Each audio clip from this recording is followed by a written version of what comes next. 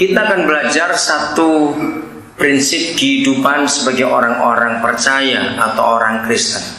Saudara, semua agama di dunia, semua agama di dunia, pusat kehidupan mereka adalah di ibadah mereka. Saya ulangi lagi, semua agama di dunia, orang-orang beragama itu pusat kehidupannya itu ada di ibadah, di kebaktian. Maka itu kita melihat semua agama di dunia itu menekankan ibadah. Di tempat-tempat ibadah mereka bisa begitu kusuk, mereka bisa begitu serius. Dan itu betul. Tetapi kekristenan itu tidak berpusat pada kebaktian.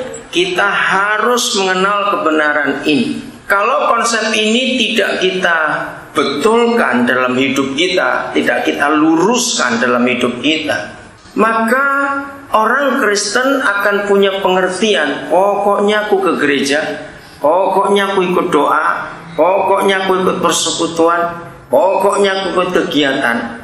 Setelah itu beres, nanti pasti aku akan diberkati. Saudara, hari ini kita harus merubah konsep itu. Justru kekristenan itu penilaian Papa di surga, bukan di kebaktian seperti ini. Penilaian Papa di surga terhadap kita itu waktu kita makan. Waktu kita makan, kita ini Kristen atau bukan? Waktu kita berak, maaf jangan tersinggung dulu, kita ini anak Tuhan atau bukan? Waktu kita belanja, waktu kita shopping, waktu kita di bank, waktu kita mandi, waktu kita tidur, waktu kita berbuat apa saja, waktu kita ketemu orang, waktu kita ngomong dengan orang, waktu kita telepon, waktu kita lagi diam, merenung, berpikir, melamun, waktu kita lagi belajar, kita ini Kristen atau bukan? Jawab dulu, iya atau tidak kira-kira? Saya tanya kok diam saja. Jawab dulu, iya atau tidak? Karena buat Papa kita, hidup Kristen kita itu setiap saat. Kita nggak hanya Kristen kalau kita di gereja. Maka itu kenapa banyak contoh atau kesaksian tidak baik Kristen jadi sandungan. Ada hamba-hamba Tuhan, kalau saya berkata hamba Tuhan nggak harus pendeta. Ada diakan-diakan, ada pelayan-pelayan Tuhan yang pimpinan perusahaan juga, atau manajer satu perusahaan, atau dia punya anak buah atau punya bawahan. Berapa kali kita mendengar kesaksian, kalau kebetulan anak buahnya itu adalah juga anggota gereja yang sama atau gereja yang lain, ternyata beda. Waktu pakai jas di gereja sebagai diakan dan waktu di kantor jas sarjan juga, ternyata beda. Ngerti maksud ini, saudara? Karena apa? Tidak ditekankan kebenaran ini. Penekanannya hanya kalau kita lagi kebaktian. Kita ini Kristen, tidak. Maaf, saya cuma bicara ini. Siapa yang pernah belanja kembaliannya lebih tapi pura-pura tidak tahu? Ngerti contoh ini? Jangan dianggap itu perkara kecil. Kan bukan salah saya, dia ngasih kembalian kok. Kalau kita Kristen setiap saat, walaupun dia salah, dia ngitung-ngitung sendiri kok, bukan aku. Kalau kita tahu, kita harus kembalikan.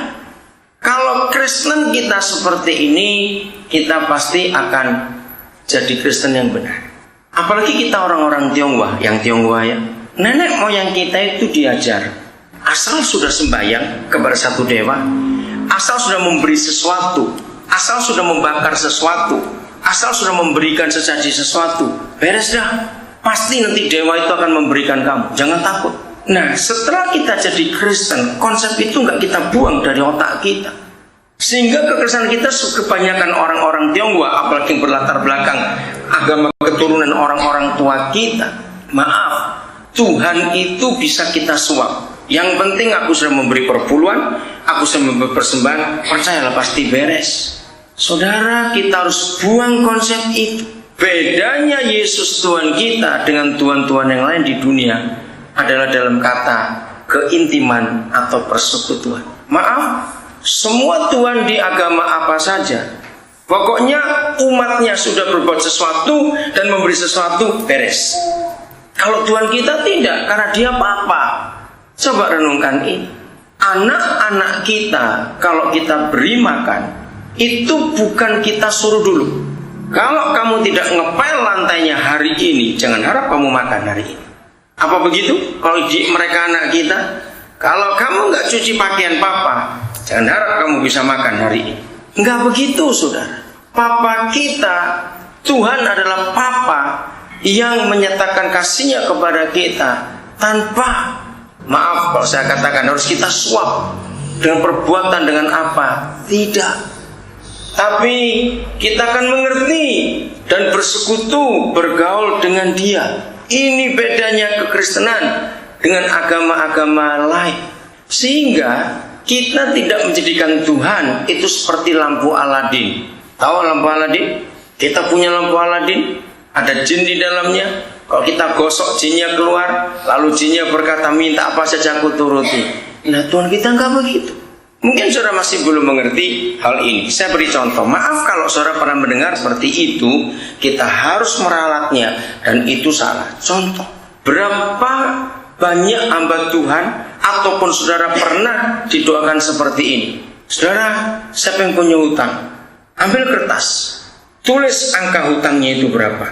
Bawa maju ke depan, saya akan doakan. Setelah saya doakan dengan urapan ini, kita robek rame-rame surat itu. Saudara, saya mau beritahu, itu pengajaran sangat menyesatkan. Kalau hutang itu bisa lunas hanya dengan didoakan. Ayo utang bareng-bareng yuk, terus didoakan. Loh, betul tidak? Coba pikir itu. Loh, kok enak sekali. Yang pakai duit kita, Tuhan suruh bayar. Nggak mungkin dong. Kalau kita punya hutang, kerja, bayar. Kalau kita nggak bisa kerja, jual yang kita masih punya. Itu prinsip Alkitab. Sehingga Tuhan itu beda dengan Tuhan agama-agama yang lain. Di semua agama di dunia ini, saudara, pengampunan dosa dari masing-masing Tuhan mereka itu tergantung perbuatan kita. Yang satu menyuruh amal terus, ya tergantung. Nanti amalmu dengan dosamu akan ditimbang. Mana lebih berat masih? Yang lain suruh nyiksa diri, yang lain suruh puasa, yang lain suruh begini. Nanti akan ditimbang oleh Tuhan. Kalau Bapa kita tidak.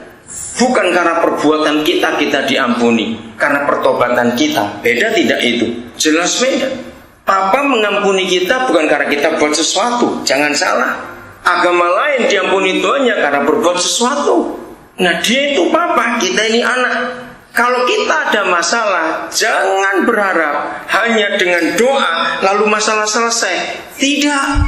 Loh, lalu dengan apa? Harus dengan pemberesan, dengan proses. Semua yang Papa kita buat tidak instan. Saya mau buktikan ini kepada saudara. Saya tidak tahu berapa banyak KKR mujizat yang ada di Jambi, dan semuanya saya tidak tahu. Tapi mari kita perhatikan ini baik-baik. Setiap kali ada KKR kesembuhan, entah pendeta luar negeri atau pendeta dalam negeri, perhatikan baik-baik. Yang sering sembuh itu yang Kristen atau yang belum Kristen?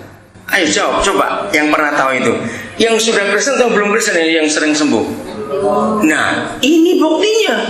Mengapa dalam KKR kesembuhan ilahi itu justru yang Kristen jarang mengalami mujizat langsung, tapi justru yang belum Kristen?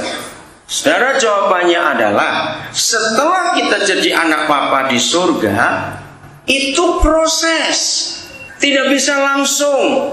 Kita harus membetulkan kelakuan tingkah laku kita dulu. Contoh yang paling gampang begini. Kalau saudara melihat ada orang sakit, jangan langsung tengking dalam nama Yesus. Kalau ini Kristen ya, kalau ini Kristen, jangan tengking langsung dalam nama Yesus. Pergi kau penyakit. Nggak bisa.